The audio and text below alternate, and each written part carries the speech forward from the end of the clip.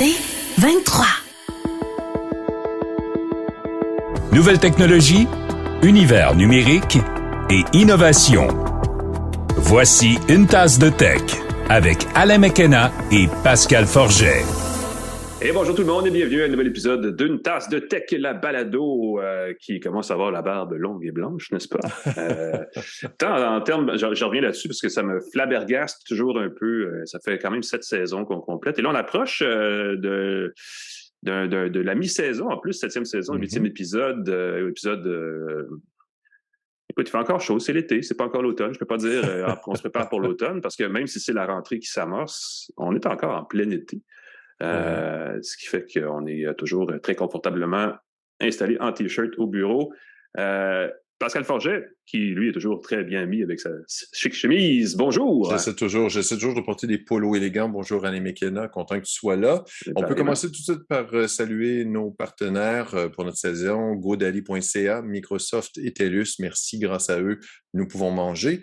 Si vous aimez le café, n'oubliez pas qu'une tasse de tech, où on a comme partenaire la Jura E8, une machine à café entièrement automatique qui transforme du café en grains, en boisson caféinier ou pas de votre choix. Il y a un superbe affichage pour le choix des boissons, très facile. Ça mousse le lait, ça moule le café, ça fait du café, on peut ajouter de l'eau, très facile à faire. Il y a un filtre intelligent pour éviter l'accumulation de tartre qui change le goût, qui demande des réparations par la suite. Le nettoyage est super facile avec des enzymes pour le dispositif, pour le lait. Ça fait tout.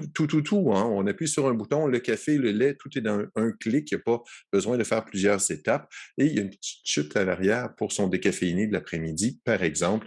Très, très chouette. Allez à la salle de montre Edika sur Saint-Laurent-Montréal, ça va vous donner envie. Ils ont tous les modèles en stock, c'est magnifique. Il y a la E6 aussi, quelqu'un me disait, vous voulez payer un petit peu moins cher. Le modèle E6 fonctionne très bien. La E8, c'est peut-être celle qui va vous titiller le plus, étant donné que c'est du modèle tout récent, tout nouveau.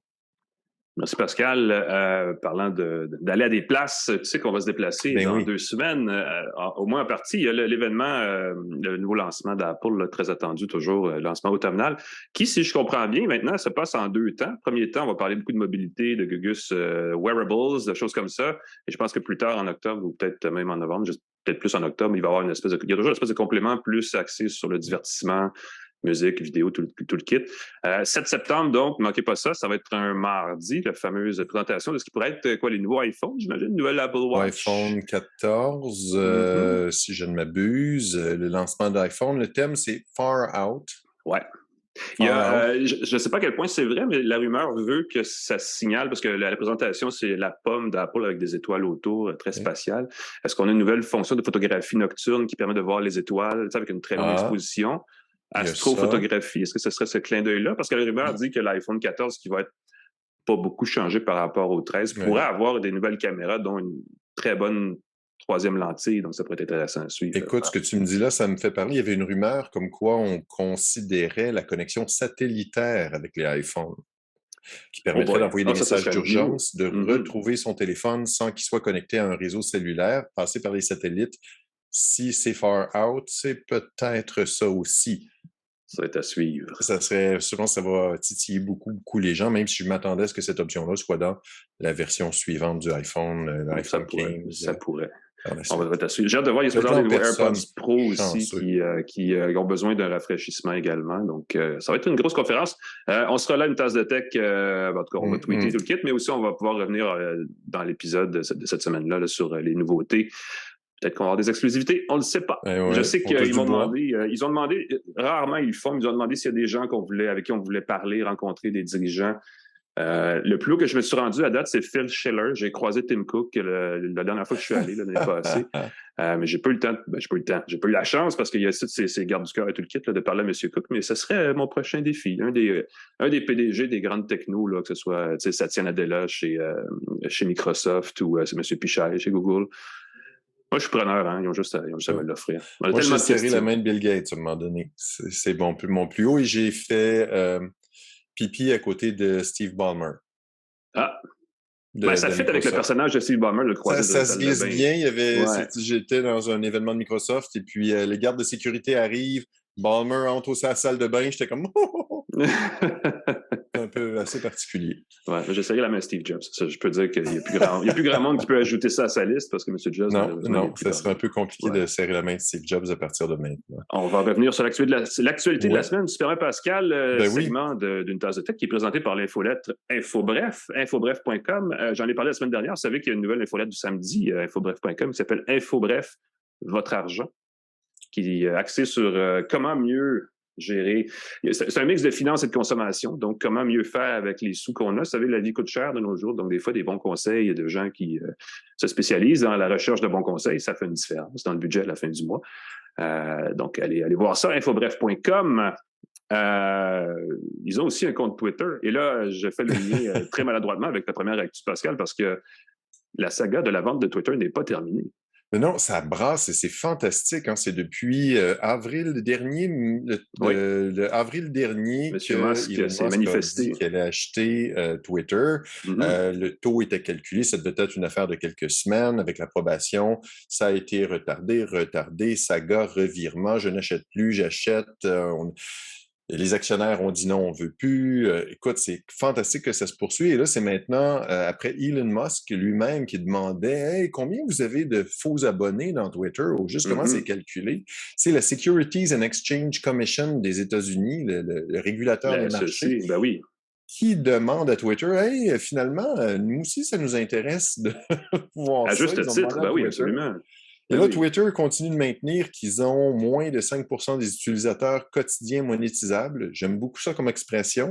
Utilisateurs quotidiens monétisables de la plateforme. Oui. Ça laisse du flou dans la description quand même. Ça peut éviter d'aller chercher des faux comptes. Ah non, eux, ils ne sont pas monétisables. C'est ça. Est-ce qu'ils sont monétisables? On ne sait pas comment ils calculent ça. Il semble que Twitter calculs qui sont des faux comptes avec des échantillonnages. Là, ma grande question, en quoi on fait la différence entre un faux compte, un compte pas utilisé? Beaucoup de gens qui ont créé des comptes Twitter qui ne s'en servent pas ou jamais. Est-ce que c'est un faux compte, un vrai compte? On ne sait pas. Et là, il y a un lanceur d'alerte qui s'est mêlé à tout ça, un ancien chef de la sécurité de Twitter qui a commencé à dire que la sécurité de Twitter n'est pas bonne, les serveurs ne sont pas mis à jour, tout le monde a accès, il y a plus de monde que jamais qui ont accès à toutes les informations des utilisateurs, qui pourraient consulter les tweets de Bill Gates, pourraient modifier le compte de faire ce qu'il veut avec Twitter. C'est assez épouvantable. C'est fou.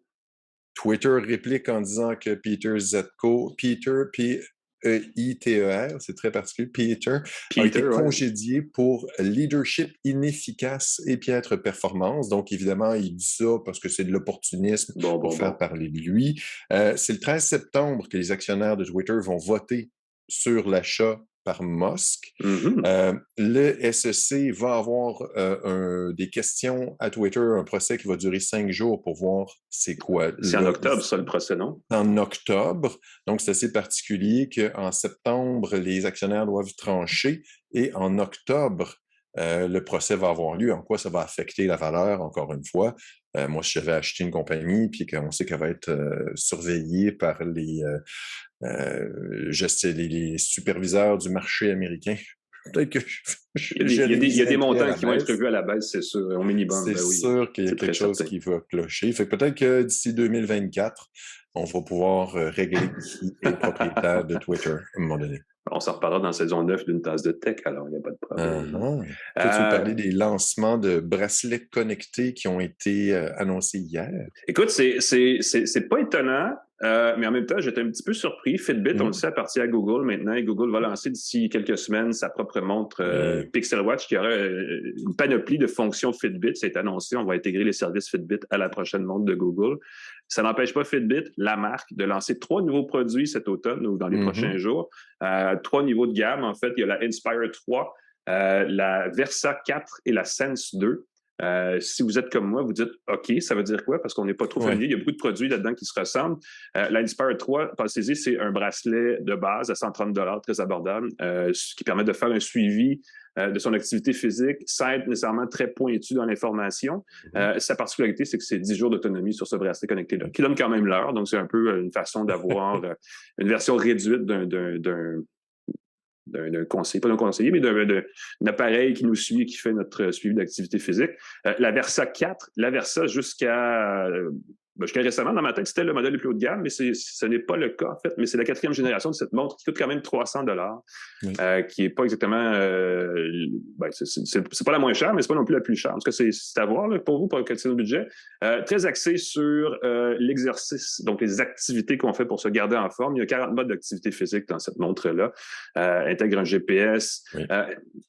Intègre aussi des applications qu'on peut installer, tout ça, mais c'est extrêmement limité, puis la plupart des applications ne fonctionnent pas au Canada, donc c'est un peu fâchant. Oui. On peut, en principe, et peut-être plus, mais c'était le cas avant, payer avec sa montre ou je ne sais pas trop, intégrer sa carte, mais ça prend une carte Visa qui est comme genre partenaire, puis les partenaires sont tous aux États-Unis, donc c'est extrêmement compliqué. C'est que c'était pas possible vraiment au Canada. Exact. Et le dernier, c'est la Sense 2 qui, elle, est à $400, qui est peut-être le modèle le plus, je veux dire, design, esthétique. On dit toujours lifestyle en franglais, en plus, effectivement, qui a aussi plus de fonctions de santé active, donc un électrocardiogramme, entre autres, et des fonctions comme ça de suivi de certains signes vitaux qu'on peut capter au poignet, parce que ça ne veut pas dire qu'on peut tout capter là, mais quand même quelques outils, quelques accessoires comme ceux-là. Donc, si ça vous intéresse, elles sont mises en marché maintenant. Ça vient avec 6 mois de service qui s'appelle Fitbit Premium, qui offre des fonctions de suivi au quotidien sur votre niveau de forme, de mise en forme, et ainsi de suite, puis sur le niveau du sommeil ou sur la qualité du sommeil. Donc, ça peut intéresser bien des gens. Mais c'est à suivre là, si les gens vont se procurer ces produits-là, parce que les offrir, c'est une chose, les faire acheter par les gens, c'est une autre. Et je ne sais pas à quel point il y a une clientèle pour les produits Fitbit en ce moment, surtout vu l'offensive très forte qu'on anticipe chez Apple avec les prochaines Apple Watch et aussi la Google Watch, Pixel Watch, qui va être mise en marché. J'ai l'impression que les budgets de marketing vont être plus axés sur les produits Pixel que les produits Fitbit chez Google. Donc, à suivre, n'est-ce pas? Le petit détail des nouveaux bracelets, c'est le retour des boutons physiques. Si je ne m'abuse, c'était des boutons tactiles qui, je trouvais, n'étaient pas très intuitifs. Ce que je comprends dans les nouveaux modèles, on revient avec un vrai bouton. On a une vraie sensation d'appuyer sur quelque chose et pas juste... Bon point. On n'est jamais sûr d'avoir bien tapé. J'ai hâte de prendre l'avion supersonique parce que ça fait quelques années qu'on en parle. Ces espèces d'avions qui vont extrêmement vite et qui vont un peu plus haut aussi dans l'atmosphère. Et pour vrai, ça s'en vient. Là. C'est pas de la science-fiction, cette histoire. Oui, je suis tellement content. C'est une petite nouvelle. Je l'ai gardée en note, me dire s'il y a moins de nouvelles cette semaine-ci, mais il faut que j'en parle absolument. Il y a une compagnie aérienne qui a mis un dépôt pour 20 avions Overture de Boom Supersonic. Là, je refouille dans mes notes. Je suis désolé, j'ai changé de page. C'est correct. Ben, continue. Je vais expliquer pendant ce temps-là que Boom Supersonic, c'est une des startups américaines les plus en vue dans ce créneau des avions supersoniques. Ils ne sont pas les seuls. Il y a quand même quelques compagnies. Il y a évidemment, Boeing s'intéresse à ça aussi, là, les grands fabricants.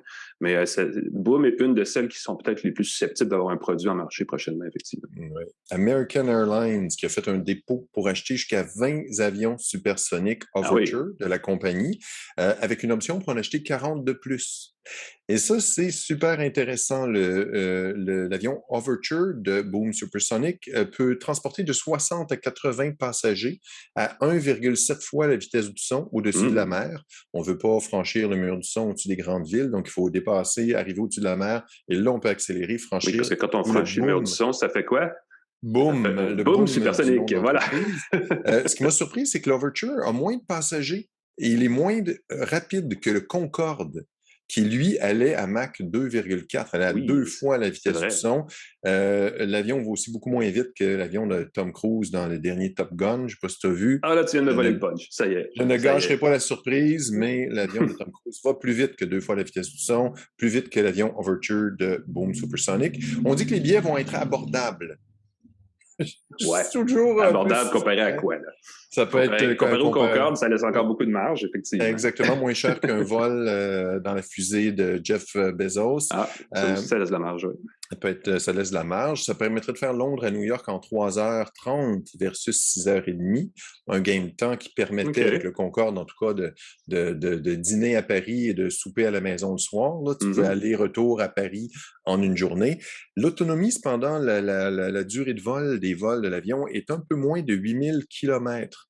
Et là, je regardais, j'ai fait une couple de calculs sur la carte du monde. On ne peut pas aller en Asie en 6 heures et quelques. Il manque un peu de kilomètres-heure. Vancouver-Tokyo, ce serait très, très juste.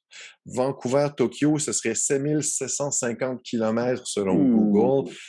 Fait que c'est très, très juste. Il ne faut pas qu'il y ait de retard en route, là, non, exactement. Non, c'est ça. Il ne faut pas qu'il y ait de vent contraire. Là. On a 500 km de marge. Je pense que pour un avion, c'est un peu faible. Donc, c'est triste qu'on puisse faire des vols transatlantiques, mais pas vraiment transpacifiques. Les premiers vols devraient commencer en 2025. Okay. Et là, c'est très particulier. On parle d'avoir les premiers passagers commerciaux en 2029. Ah. À suivre. Beaucoup de tests et d'approbation. American Airlines, c'est la 3e compagnie aérienne à passer une commande. Il y a 130 avions qui sont déjà en précommande de Boom Supersonic. Il y a aussi United et Japan Airlines. Et c'est fou parce que des Concorde, il y en a eu 20. Il y en a eu 20 en tout. Donc, il y a déjà plus de commandes pour les avions que pour le Concorde au complet. Et le dernier Concorde a cessé de voler en 2003. Donc, on va peut-être, d'ici 2029, avoir le plaisir d'avoir le retour des avions supersoniques. J'aimerais me payer ça. Alain. J'ai jamais eu la chance de prendre place à bord du Concorde et je le regrette un peu. J'aurais aimé ça, effectivement. Et là, on aura peut-être la chance d'essayer ça, les vols supersoniques. C'est supposé être la prochaine espèce de vague de croissance spectaculaire dans le monde de l'aviation. Après, évidemment, la question de la propreté environnementale de l'empreinte carbone. Si je peux me permettre, si tu vas à New York, il y a un musée, l'avion, le porte-avions qui est là, il y a un Concorde à côté. J'ai pu marcher dans le Concorde, à défaut de voler dans le Concorde. À faire. Bon point, t'as raison. On va revenir sur Google qui a fait quelque chose que j'ai remarqué un peu sur le temps, parce que ça fait quand même 2 semaines, mais c'est quelque chose qui n'a pas beaucoup résonné. J'en ai fait un billet, une chronique dans le Devoir cette semaine. J'ai trouvé ça très intéressant, ton point de vue là-dessus. Merci. J'en parlais, puis je sais que c'est quelque chose que tu as mentionné déjà dans le passé. Effectivement, quand ça a été présenté, iMessage, l'application de messagerie d'Apple, et même FaceTime dans son temps, en 2010, ont été présentés à l'époque par Steve Jobs comme des applications qui voulaient devenir des plateformes ouvertes, donc des plateformes qui seraient plus ou moins des normes d'industrie qu'on pourrait ensuite retrouver sur les produits Android, entre autres. Et ce n'est toujours pas le cas, n'est-ce pas? Non. Et là, Google, il y a 2 semaines, sur le site android.com, qui est le site officiel du système d'exploitation Android, a écrit quelque chose comme « Il serait à peu près temps qu'Apple répare la messagerie soit en adoptant les standards d'industrie actuels, qui sont quand même moins bon, disons, qu'iMessage, ou au moins en ouvrant sa plateforme iMessage aux autres fabricants d'appareils téléphoniques et surtout au système Android. Il y a un problème avec la messagerie. En gros, là, c'est les bulles vertes et les bulles bleues. Oui, puis c'est gênant. Beaucoup de gens restent avec les produits Apple parce qu'ils utilisent iMessage, parce qu'ils utilisent FaceTime, sans savoir qu'il y a des façons de communiquer entre les plateformes transparentes et tout. Apple, là-dessus, a sa chasse gardée et je pense pas qu'ils veuillent ouvrir tant que ça. Il y a des gens chez Apple qui veulent ouvrir, il y a des gens chez Apple qui ne veulent pas ouvrir, et ceux qui ne le veulent pas, pour l'instant, ont le haut du pavé. Je recevais des commentaires de trolls un peu désagréables. Genre, c'est facile, ils font ça parce qu'ils veulent vendre des iPhones, c'est bien évident. Ben oui, c'est bien évident, mais en même temps, ça ne veut pas dire que le consommateur est mieux servi, puis ça ne veut pas dire que c'est la meilleure stratégie d'affaires, mais en même temps, peut-être qu'avoir une plateforme de messagerie unifiée comme celle d'Apple. iMessage, c'est des communications chiffrées bout à bout, c'est vraiment entièrement sécurisé. C'est ce qu'était à l'époque le BlackBerry Messenger. Et je faisais le parallèle, même si c'est un peu absurde de le faire. Non, mais c'est un très bon parallèle. Le BlackBerry aujourd'hui, parce qu'ils n'ont pas su passer de cette phase de vente d'appareils à cette phase de fournisseur de services nichés spécialisés. Peut-être que si le BBM et les autres applications de BlackBerry avaient été détachées des produits, étaient devenues une entité à part, on aurait encore aujourd'hui la marque BlackBerry dans le marché consommateur, ce qui n'est pas le cas. On ne sait pas combien de temps l'iPhone va rester le produit dominant qu'il est dans le marché, mais si un jour il disparaît, est-ce que les applications vont survivre? C'est quand même une question qui mérite d'être posée. Ne serait-ce que pour la rhétorique de réfléchir à une stratégie de marché. Mais bon, bref, j'ai hâte de voir si ça va rebondir parce que Google l'écrive sur le site Android, ça va chercher des gens chez Apple, c'est sûr, et la conversation va avoir lieu. Ça va être un sujet à suivre. Si vous voulez participer à cette conversation-là, j'en ai déjà parlé, l'application AirMessage qui offre la capacité d'avoir ces messages d'Apple sur un téléphone Android a un espèce de canevas prêt à être envoyé, un courriel écrit pour Tim Cook. Il y a qu'à copier-coller et l'envoyer si vous voulez vraiment participer à la conversation. Et il y a un hashtag, bien sûr, qui est Free iMessage en anglais, n'est-ce pas? Qui vous permettrait, si vous avez une opinion, de la partager avec la communauté. Voilà, ça conclut nos actualités de la semaine. On prend une courte pause et on revient avec une jeune pousse québécoise, pour ne pas dire montréalaise, qui a quand même créé un logiciel, un gestionnaire de contenu pour site web qui se démarque de façon assez ingénieuse dans le marché. Restez avec nous, on en parle tout de suite après ceci. De retour à Une tasse de tech avec Alain McKenna et Pascal Forget.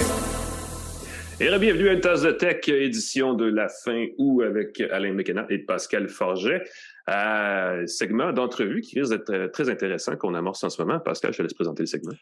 L'entrevue de la semaine d'une tasse de tech est présentée par GoDaddy.ca qui offre un moyen facile et professionnel de créer un site web personnalisé et professionnel pour son entreprise. Vous avez besoin d'un site web, vous avez besoin de tester un site web, vous avez besoin d'hébergement. GoDaddy.ca, GoDaddy.ca. Un moyen facile et efficace. C'est drôle parce que si on fait un parallèle avec le monde de l'automobile, vous savez, il existe des Toyota, il existe des Porsche, il existe des BMW, il existe des Kia. Il n'y a pas de marque de voitures québécoises. Et dans le monde des CMS, dans le monde des outils pour bâtir le site web, il y en existe au moins un. Et c'est ça qu'on va parler aujourd'hui avec son fondateur et actuellement son PDG aussi, Jonathan Tissot, qui a créé une entreprise et un CMS. On va vous expliquer c'est quoi tout de suite après, qui s'appelle Rubberduck. Jonathan, salut. Bonjour, ça va bien? Ça va bien toi-même? Super, merci. Merci d'être avec nous. Je disais CMS, c'est le terme dans le jargon, là, c'est un Content Management System, ça se dit pas très bien en français. C'est essentiellement un outil pour héberger, pour regrouper et présenter le contenu sur un site web. C'est un service donc qui est québécois, qui est relativement récent. Explique-nous un peu où est-ce que vous en êtes en ce moment avec votre produit. C'est sûr qu'on part de loin avec ça, là. On part d'une entreprise qui a une vingtaine d'années dans le domaine de la conception de sites web. Et essentiellement, nous, ce qu'on a fait dans le passé, c'est surtout aider des agences de communication, des agences de marketing, des freelances et tout ça, à pouvoir offrir des sites web à leurs clients. Parce que on sait que trouver des programmeurs, pénurie de personnel, tout ce qui touche à ça, c'est une game en ce moment là. C'est quelque chose qu'il faut adresser. Donc, on a fait beaucoup de ça dans les dernières années. Puis, dans ce contexte-là, on avait nous-mêmes un CMS à une certaine époque qui permettait, dans le fond, la logique du CMS, c'est oui, ça permet de créer des sites web probablement plus facilement, mais aussi ça permet à l'entreprise, à la PME, de pouvoir faire des modifications sur son propre site web, de pouvoir l'optimiser, de pouvoir l'alimenter, de faire des blogs et tout ce genre de choses-là. Donc, on avait un outil comme celui-là. À un certain moment, les agences avec qui on travaillait nous ont mentionné que peut-être qu'on serait dû pour changer. Ils prenaient de l'âge. On a eu une discussion justement sur des CMS qui prennent de l'âge, mais c'est ça, on a commencé à chercher le meilleur outil dans le monde qui serait capable de nous aider à faire ça pour qu'on puisse continuer à bien servir nos clients. Puis, pour la petite histoire, on a testé peut-être, je pense que moi, j'ai testé à peu près 200 CMS différents. Quand même. Qui valaient la peine d'être testés. 200 CMS différents. On a pris la liste d'épicerie de ces agences-là, peut-être une douzaine d'agences à travers le Québec qui travaillaient avec nous. On a pris leur liste d'épicerie de ce qu'ils voulaient avoir dans le CMS parfait pour pouvoir gérer les sites web de leurs clients. Puis dans ces 200 CMS-là qu'on a testés, il n'y en a aucun qui a même atteint 50% de ce qui était demandé. Il n'y en a aucun qui arrivait même proche. Donc, coup de folie ou coup de génie. On verra ce que l'avenir nous réserve à ce niveau-là. Ça regarde plutôt bien à date, mais oui. J'ai pris un papier et un crayon, puis on a commencé à dessiner. C'est tout simplement comme ça que ça s'est passé. Et vous avez créé votre propre gestionnaire de contenu donc pour site web. Quand on parle de ça, souvent, celui qui est le plus connu, c'est peut-être WordPress. Vous êtes l'équivalent québécois de WordPress à ce moment-là. Est-ce qu'on peut le dire comme ça? Ben oui, c'est le même genre d'outil. Ça sert à faire la même chose, mais comme tu as mentionné tantôt, il y a des Honda, il y a des Porsche, puis il y a des Lamborghini. Exactement. Il y a un truc que je trouve qu'on disait tantôt, puis c'est ça qu'on disait, c'est que, je sais pas, dans d'autres secteurs d'activité, dans les médias, ce que je peux dire, c'est que nos gestionnaires de contenu, souvent, ne sont pas le dernier cri, ne sont pas les plus sophistiqués, parce qu'évidemment, les opérations médiatiques, généralement, sont moins complexes. On ne vend pas nécessairement de produits physiques, on n'a pas besoin de place de marché, des choses comme ça, où c'est peut-être pas la même chose. C'est qu'on n'a pas une bonne idée de c'est quoi un CMS adapté au marché des entreprises, mais en même temps, vous, c'est le fun parce que vous faites ça, mais vous adressez à des gens qui sont peut-être des travailleurs autonomes, des gens qui sont peut-être des grandes entreprises, donc qui ont besoin d'un outil assez souple et flexible, mais en même temps pas extrêmement coûteux.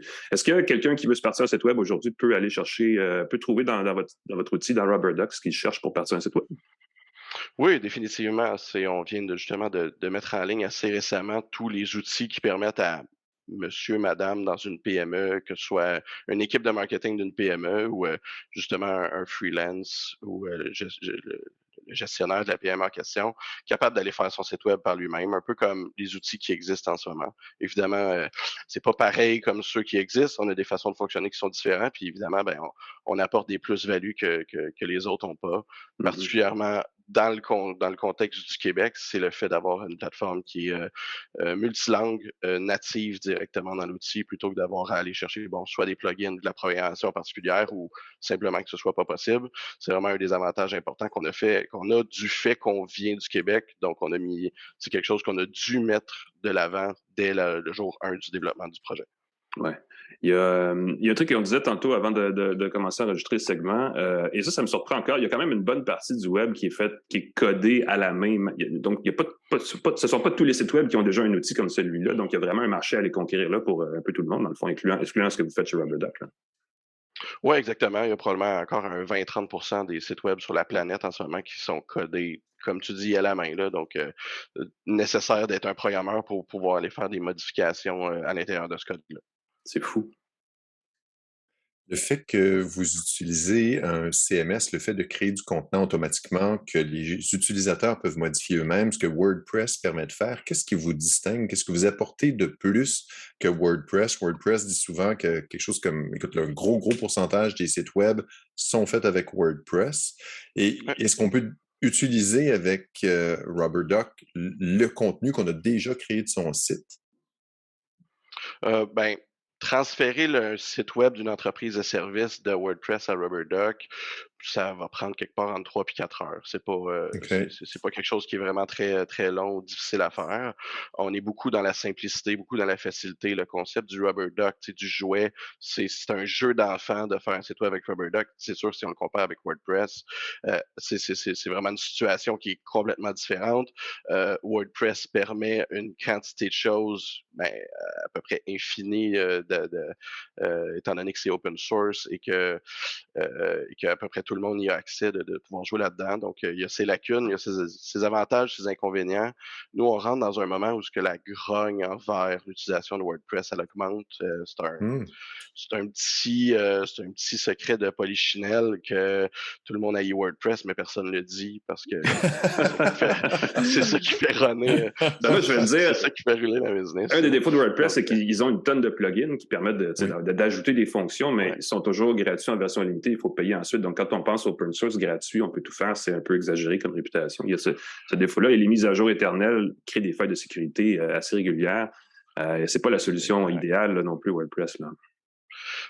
C'est idéal dans certains contextes. Il y a des outils pour chaque chose. Puis, tu sais, avec WordPress, tu peux faire des e-commerce. Tu peux faire, tu sais, il y a une certaine gamme de choses que c'est WordPress qui va être le meilleur outil parce que ça a besoin d'être tellement custom, tellement sur mesure que, c'est vraiment la meilleure solution.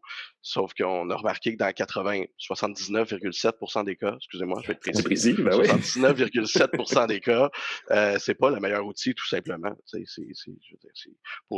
Dans notre cas, à nous, on se concentre vraiment sur les sites web des entreprises de services, donc pas ce qui touche les e-commerce, pas encore du moins, on verra dans le futur si on va dans cette direction-là, mais vraiment les sites web des entreprises de services, donc le plombier, l'avocat, le notaire, électricien, donc ça représente 79,7% des sites web dans le monde. Le marché, là, il n'y a pas de problème. Il n'y a pas de problème de ce côté-là.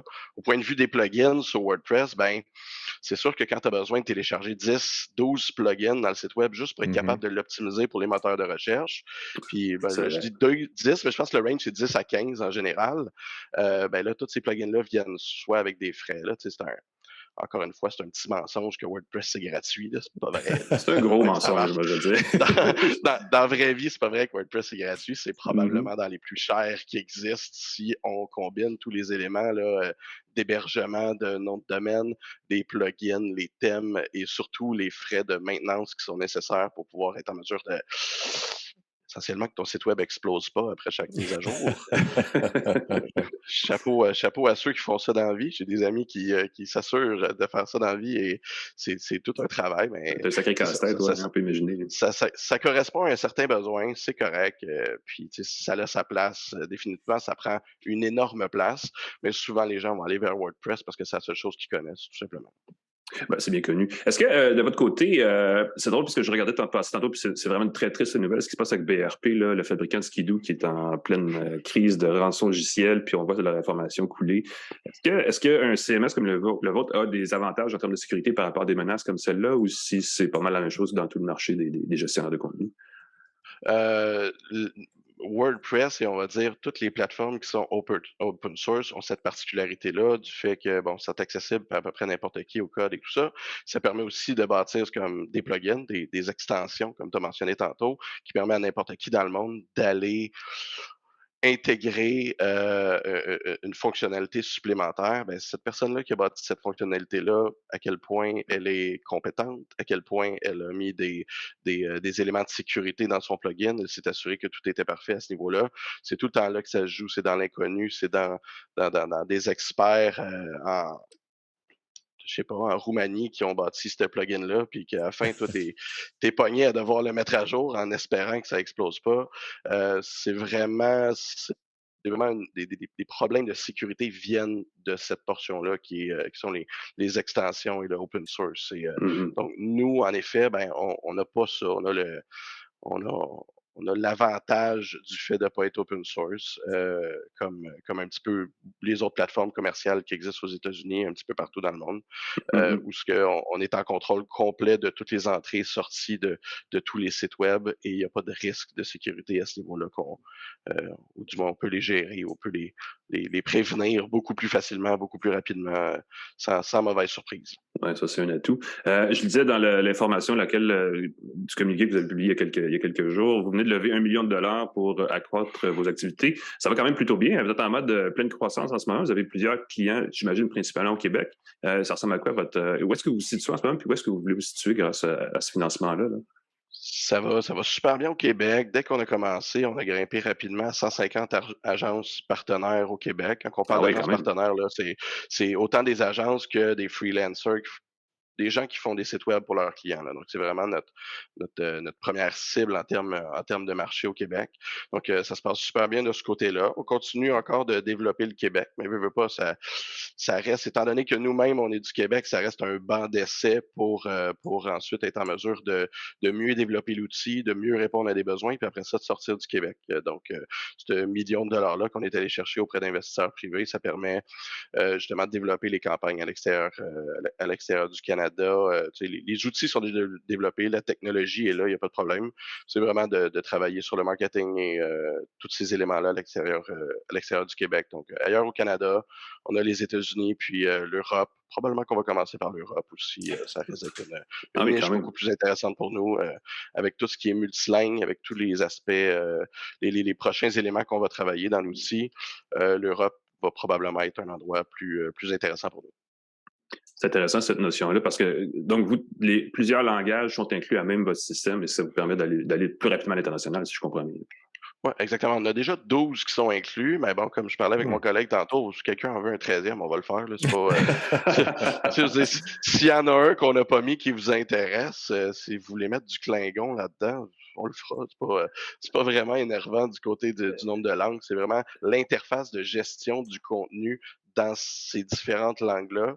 Je suis pas gêné de dire que c'est le meilleur qui existe sur la planète en ce moment. Je veux dire, si tu parles de Klingon, tu vas allumer beaucoup de trekkies qui vont probablement te mettre au défi de le faire. Hein. Faire attention. Ouais, j'y vais avec le crowd ici. Là. On des demandes pour du Klingon, de des clichés sur les amateurs de technologie. Aïe. Ah, c'est intéressant. Donc là, vous en êtes au point où vous pensez à l'expansion géographique. Est-ce qu'il y a une prochaine étape pour vous en termes de croissance, en termes du produit? Est-ce qu'il y a quelque chose qui s'en vient de votre côté qui vaut la peine de suivre? Oui.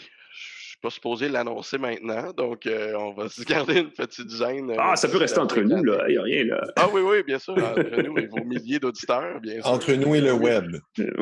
On a des développements où on va être les premiers dans le monde sur plusieurs éléments là, dans les prochains mois, à avoir la première plateforme au monde qui va offrir des sites web de cette gamme-là, de cette qualité-là. Donc, on va rendre accessible à tout le monde ce qui est en ce moment très difficile à obtenir des plateformes existantes.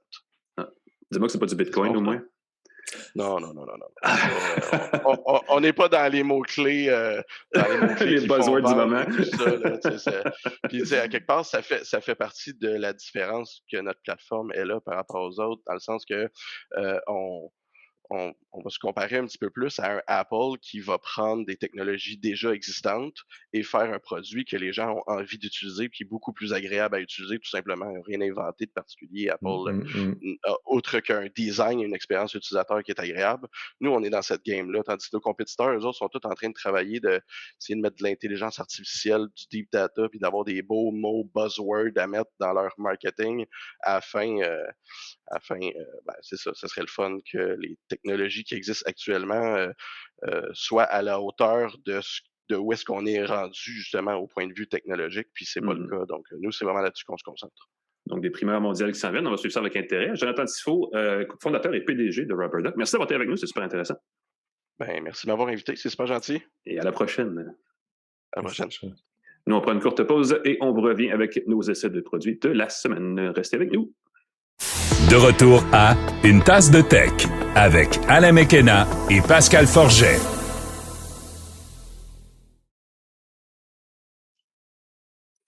Et bienvenue à Une tasse de tech. Nous sommes rendus à cette partie de l'émission où moi, je trouve qu'on se fait plaisir à ce stade-ci. On parle de gadgets, on a le temps d'entrer en détail sur des nouveautés, des produits électroniques, des technologies...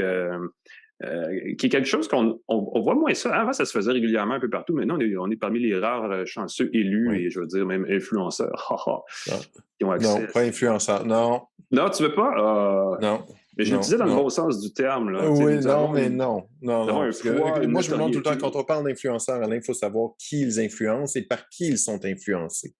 C'est très philosophique. Je n'aime pas l'idée de savoir que je suis influencé par quelqu'un et que je veux vous influencer à faire quoi que ce soit. Tout ce que je veux, c'est vous inciter à faire de bons choix ou vous faire découvrir des produits qui peuvent être amusants. Je ne fais pas d'argent si vous en achetez. Alors moi, je pense qu'on informe plus qu'on influence, mais ça, c'est exactement. Vraiment, c'est ce que je pense qui est la nuance intéressante. En tout cas, on facture personne pour parler de leurs produits. C'est juste qu'on se comprenne bien. Voilà. C'est bon, tu fais bien de le dire. Juste, écoute, ça a l'air vraiment bien. Puis on va faire la lumière sur ce que tu as dans ta main. Et là, je fais un peu incroyable. Mais juste avant, je veux rappeler rapidement aux gens qu'Une tasse de tech est une balado audio, n'est-ce pas? Présente sur les plateformes de balado, Apple, Google, Spotify, Deezer, les agrégateurs, les Pocket Cast, les Pocket Rockets, ces choses-là. Vous pouvez nous trouver facilement. Je disais à la blague tantôt qu'on est une vieille balado. Ça fait 7 saisons. Il y a du contenu en archive. Allez vous abonner, allez écouter ça. C'est vraiment super intéressant. Je vous le dis parce que je le sais. Je suis là à chaque fois. Donc, je comprends, je sais de quoi on parle et je trouve ça. On fait du contenu de qualité malgré tout, les amis. Donc, n'hésitez pas. Vous pouvez aller sur le site du 98.5, 98.5fm.ca pour récupérer notre balado aussi ou aller voir les autres balados qui sont présentes sous l'égide de la marque C23 qui regroupe les 23 stations FM de Cogeco. Allez voir ça, c'est super intéressant. Et là, on va parler de quelque chose qui me... on peut faire le lien avec les influenceurs. Là. C'est une lampe de poche. Ça paraît pas comme ça que c'est une lampe de poche, mais c'est un petit produit lumineux assez ingénieux quand même. Là. Oui, c'est la compagnie Glowstone, celle qui fait les tasses chauffantes en céramique. Je savais que j'avais entendu le nom quelque part. Voilà, donc, Glowstone, ils font aussi une lampe de poche. Et je vais t'avouer quelque chose, Alain, je pense que ceux qui me connaissent depuis longtemps le savent, une de mes premières fascinations avant les produits en papier électronique, c'était les lampes de poche. J'en ai un tiroir plein. Je suis fasciné par ces petites sources d'éclairage. Et la lampe Glowstone, la flashlight Glowstone, c'est un petit carré. Ça ressemble un peu à une carte de crédit, à peu près de 1,3 cm d'épaisseur. Donc, c'est petit et ce n'est pas un faisceau lumineux, c'est pas une ampoule, c'est 30 petites DEL qui font le faisceau lumineux. Elle est parfaitement scellée. Il n'y a pas de bouton. Il y a un petit interrupteur au centre des DEL qui permet d'allumer les 30 DEL. Si on maintient une autre fois, on peut allumer moins de DEL et modifier l'intensité du faisceau. Ça c'est bien, c'est joli. Donc, ça. Très joli, 4 DEL, beaucoup plus doux. On peut avoir une seule DEL pour un éclairage qui va évidemment faire augmenter l'autonomie, beaucoup moins aveuglant. Ce sont des lumières très, très blanches, très agréables. C'est la lumière du jour, 5600 Kelvin, pour ceux qui cherchent une référence technique. C'est une lampe de poche qui n'a pas de, comme elle n'a pas de faisceau ajustable, elle peut faire une belle lumière. Écoute, je m'en suis servi sur mon balcon un soir. C'est ça, c'est bien diffusé, bien stable, bien uniforme comme éclairage. Aussi, oui. Donc, c'est ça, sur mon balcon, j'ai pu m'éclairer. C'est très, très agréable. Pour la photographie, pour des vidéos, tu peux la jumeler. Parce que si la lampe de poche, l'inconvénient, c'est que c'est un petit rectangle dans la main. Et se promener dans la forêt avec un petit rectangle dans la main. L'équivalent d'un portefeuille, oui. C'est ça, c'est pas évident à tenir. La lampe est vendue avec un tas d'accessoires qui, entre autres, est compatible avec les trépieds d'appareil photo, les accessoires GoPro aussi. J'allais dire, ça a un peu la forme d'une GoPro, en fait. Ouais, exactement, c'est à peu près la même taille qu'une GoPro. Et donc, on peut la mettre dans toutes sortes d'accessoires et des trépieds standards. Tous les accessoires de GoPro vont fonctionner parfaitement. Et à partir de là, avec le trépied, là, on peut la transformer en quelque chose qui se tient mieux à la main. Et le trépied est assez astucieux. On peut s'en servir pour le coincer après des poteaux ou après des cordes, des crochets. Donc, on peut, un peu comme les Gorilla Grip, accroché dans le trépied. Écoute, c'est très polyvalent. Il y a un tas d'accessoires comme ça qui sont offerts. Et ce qui est le fun, c'est qu'elle est étanche, elle est scellée, elle est résistante. C'est la première fois que je vois une certification comme ça. C'est IP69K. IP69K, résistant au jet d'eau chaude sous pression. Donc, on peut prendre sa douche avec. C'est ça, parfaitement étanche aux poussières. Aussi, donc, on peut l'échapper dans le sable, pratique. Exactement. L'autre chose particulière, il n'y a pas d'ouverture, il n'y a pas de trou dedans. Comment on la recharge? Pas par induction sans fil. Incroyable. Par induction sans fil. Donc, il suffit de la poser sur une base de recharge standard Qi pour recharger son appareil, comme la tasse chauffante de Glowstone. Très astucieux. L'inconvénient, évidemment, c'est qu'on ne pourra pas rechanger rapidement ses piles en cas de besoin. Des fois, on a besoin d'une lampe de poche rapidement, elle est déchargée, il va falloir la charger. La recharge complète prend environ 2 heures sur sa base de recharge. Mais si on a un téléphone intelligent, on peut le flipper et faire la recharge inversée. La recharge inversée, c'est ce que je me dis, c'est très, très cool. Encore une fois, bon, si tu as besoin en cas d'urgence d'utiliser ton téléphone, c'est peut-être pas, mais l'idée qu'on puisse rapidement, avec un téléphone qui a une recharge inversée, charger sa lampe de poche Glowstone, c'est très, très chouette. Et l'autonomie peut atteindre, je crois que c'est 60 heures, 30 écoute, j'ai la note, c'est de jusqu'à 30 heures, je crois, en mode plus... Mode lampe de poche, mettons. C'est ça, mode plus doux. Et tu as d'autres modes. J'ai montré le mode éclairage tout court. Tu as un mode plus standard qui est comme diffus. C'est une espèce de bande autour de la lampe qui peut servir simplement d'identifier, par exemple, son site de camping. Tu mets ton petit truc, ça éclaire doucement juste pour dire que tu es là. Et tu as aussi un mode, évidemment, un peu plus festif où tu peux avoir des lumières qui vont clignoter pour faire des... Créer de l'ambiance. L'ambiance. Donc, je tente de l'activer. Le fait qu'il n'y ait qu'un seul bouton qui permette d'accéder à toutes les fonctions, évidemment, demande un peu de lecture dans le manuel d'instruction. Et non, sérieux, c'est de lire les instructions d'une lampe de poche, c'est assez particulier. Elle n'est pas connectée, pas besoin de la mettre à jour. Très, très chouette. Je trouve que c'est un très, très beau produit. Évidemment, là où les gens vont s'étouffer, c'est combien ça coûte, j'en veux une. Ah, c'est toujours ça. C'est 90 $. Oh, c'est une lampe de poche de luxe. Une lampe de poche qui est toute nue. Donc, si on veut des accessoires et tout, ça peut aller jusqu'à 260 $ pour le kit professionnel. Non, mais là, tu as 2 lampes et tu as tous les accessoires, y compris ceux pour les accrocher à ta ceinture. Faut être sûr de s'en servir, là. Ben oui. Kit pour le vélo aussi, pour le mettre à l'avant, à l'arrière, avec des filtres de couleur pour la lumière rouge derrière. Très chouette. C'est un beau produit. J'imagine qu'on va en trouver des variantes ou des imitations à moindre coût sur les sites. Mais si vous voulez l'original, très belle compagnie, Glowstone. Glowstone. La pierre qui lui. Merci Pascal, très intéressant. Puis toi, tu vas nous parler du OnePlus 10T. Oui, monsieur, j'étais en vacances il y a quelques semaines et j'ai reçu un petit coup de fil de OnePlus qui m'ont dit hey, on t'envoie le 10T, ça t'intéresse-tu? J'ai évidemment dit oui pour une très bonne raison. Oui. Mais en fait, pour une panoplie de raisons, mais surtout la principale, c'est que ça revient un peu à la base de ce qu'est la marque OnePlus, n'est-ce pas? À l'époque, c'était des téléphones avec une mécanique haut de gamme. Oui. Vendu à un prix d'un téléphone de, disons, milieu de gamme. Donc, vendu à l'époque 300-400 $ pour un téléphone qui en valait 800-900. Celui-là, je vous le dis tout de suite, il est 800 $. Mais là, aujourd'hui, on parle de téléphones haut de gamme qui coûtent entre 1000 et 1300 $. Donc, on a un peu quand même vu le prix à la baisse. Je vais vous dire tout de suite, la fiche technique est haut niveau. Ça inclut le processeur Snapdragon 8 Plus génération 1, qui est une version légèrement améliorée du plus récent processeur haut de gamme de Qualcomm. Là, donc, c'est quand même une machine. En fait, ce qu'on a fait chez OnePlus, c'est qu'on a dit on va y aller full performance. on va réduire certains détails ailleurs pour sauver des sous. Donc, ce qu'on a réduit, c'est qu'il y a moins de pixels sur l'écran. L'écran fait quand même 6,7 pouces. C'est à peu près le même format que le 10 Pro là, chez OnePlus. Il n'y a pas de grosse différence visuellement. Donc, on a réduit le nombre de pixels. Là, on parle d'un écran plein HD, donc 1080p sur le côté large, alors que l'autre était, on dit QHD pour quad haute définition. Donc, il y avait plus de pixels, 1440 pixels. Donc, moins de pixels. La caméra n'a pas les mêmes objectifs. On a laissé tomber le téléobjectif 3,3x que j'aimais beaucoup sur le 10 Pro, que j'aime beaucoup, je peux le dire au présent, le téléphone existe quand même encore. On a mis un macro, un objectif qui fait du très grand angle et de la photo de très grande proximité. Et là, moi, je me dis, moi, personnellement, ça me prend un téléobjectif. C'est l'affaire que je veux. Je comprends pas pourquoi on passe du téléobjectif au macro. Est-ce qu'on est les seuls? Est-ce qu'ils font des focus group et tout le monde veut faire de la photo macro? Oui. C'est juste parce que c'est ce que les fabricants de téléphones et d'appareils photo font en ce moment, qui est plus facile à faire. Ouais. Je laisse ça entre vos mains. Là, si vous voulez acheter un téléphone et ça vous prend un appareil avec un téléobjectif, ben celui-là n'est pas pour vous, définitivement. Allez voir le 10 Pro si vous êtes chez OnePlus, si vous voulez rester chez OnePlus. On sait que la marque OnePlus a des fidèles adeptes qui n'achètent que des OnePlus. Ben, c'est sûr, s'ils ont attendu pour un téléphone moins cher, celui-là, c'est un bon choix, cela dit, là. Et on a réduit la taille de la batterie. Sur le 10 Pro, on a 5000 milliampères-heure. Sur celle-là, on en a 4800. Évidemment, avec le nouveau processeur puis l'optimisation d'Android 12, on va quand même chercher une bonne journée d'autonomie. Ça, il n'y a pas trop de problème. Si vous l'utilisez beaucoup, peut-être un petit stress vers la fin de la journée, mais normalement, une bonne journée d'utilisation n'est pas un problème.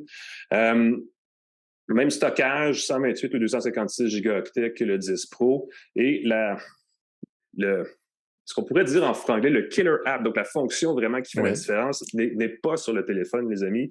C'est ce bloc blanc assorti d'un câble rouge. Ça, c'est impressionnant. Alors, le câble rouge, là, on s'en fout, là, c'est un peu n'importe quoi, il y a toujours ça dans la boîte. Ça, c'est un bloc de recharge, c'est le bloc d'alimentation du chargeur. Ils ont une technologie chez OnePlus particulière qui s'appelle le Super VOOC. qui permettent d'effectuer une recharge rapide et, je vais dire, intelligente. Dans ce cas-ci, on a un bloc 160 watts. Donc, recharge extrêmement rapide. On n'a pas 160 watts de recharge au Canada, on a 125 watts. Mais bon, ça fonctionne ailleurs dans le monde à 160 watts. Cela dit, 125 watts, c'est suffisant pour redonner à la batterie l'équivalent d'une journée d'utilisation en 10 minutes. Donc, les gens qui sont des utilisateurs indéfectibles de leur téléphone, qui sont tout le temps en train de faire de la vidéo, de la photo, peu importe, 10 minutes, pouf, et tout d'un coup, on repart en neuf, essentiellement. C'est un gros différenciateur. Il n'y a pas beaucoup d'appareils, s'il y en a, qui offrent le même genre d'autonomie de recharge rapide. Ils ont, je ne me rappelle plus du chiffre aussi, mais ils ont aussi une fonction de recharge sans fil à très haut wattage. Donc, pour les gens qui ont des plaquettes compatibles, ça peut valoir la peine aussi. Je sais qu'ils ont un socle chez OnePlus qui est vendu à part, qui permet de faire la recharge sans fil rapide. Et c'est assez rapide que ça fait de la chaleur. Et à cause de ça, il y a un petit ventilateur. Donc, ça ne fonctionne pas toujours à la vitesse espérée. Allez pas chez Starbucks, le mettre sur une petite plaquette, ça ne fera pas la recharge rapide. Ça va faire la recharge tout court. Moi, je t'ai soufflé parce que c'est beaucoup d'informations. Mais je vais dire ceci.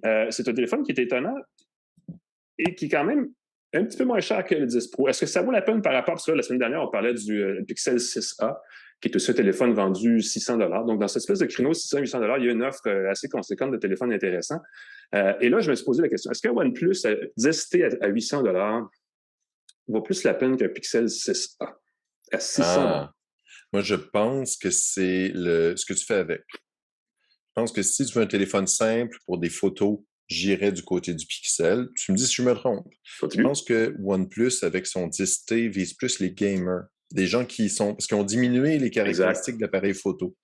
Fait que j'ai l'impression qu'ils vont dire, ceux qui veulent un processeur puissant, une bonne autonomie, ça va être des gamers. Recharge rapide. Encore une fois, tu joues toute la journée, tu veux recharger rapido pour avoir ta soirée. Donc, les gamers vont beaucoup aimer OnePlus 10T.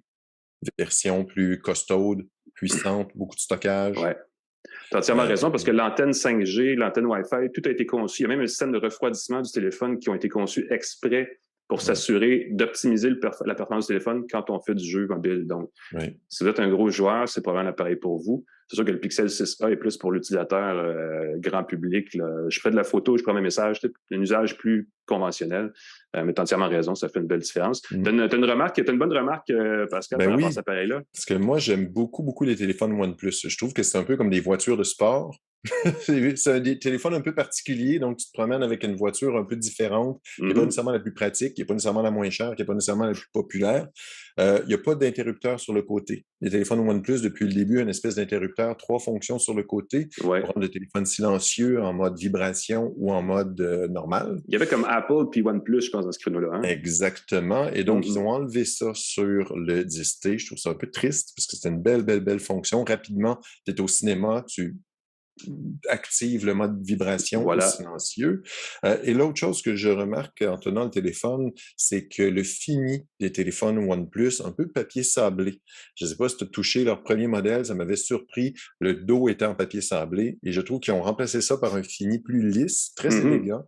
Mais j'avoue que j'aurais aimé qu'ils reviennent avec ce fini un peu rugueux, parce que je trouve que c'est du plastique, je crois, la coque à l'arrière, et je trouve que ça fait un peu moins, tandis que si on avait ajouté la texture rugueuse qui tient bien en main puis qui ne glisse pas de sa poche, j'aurais peut-être été plus charmé par le 10T. Donc, une offre, évidemment, comme on part de téléphone et qu'on enlève des fonctions, il perd un peu de sa superbe, mais quand même, encore là, pour le prix, c'est discutable, mais c'est un téléphone qui est de milieu de gamme, là, qui est très intéressant. Les gens qui aiment la marque OnePlus et qui ont un téléphone peut-être un 6, 7, 8 là, en termes de génération seraient peut-être intéressés par ce téléphone-là, qui a un prix raisonnable.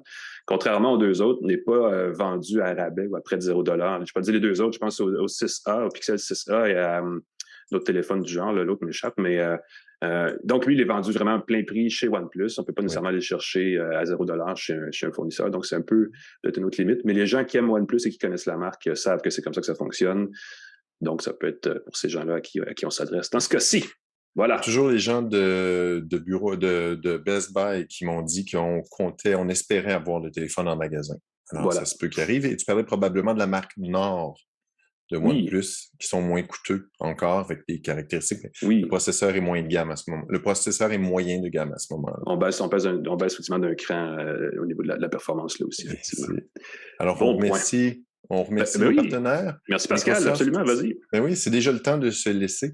Avec Microsoft, merci à Microsoft, TELUS et Jura, GoDaddy.ca, C23, le groupe Cogeco. On salue tous les gens du groupe Cogeco qui nous écoutent, qui ont découvert le podcast grâce à eux.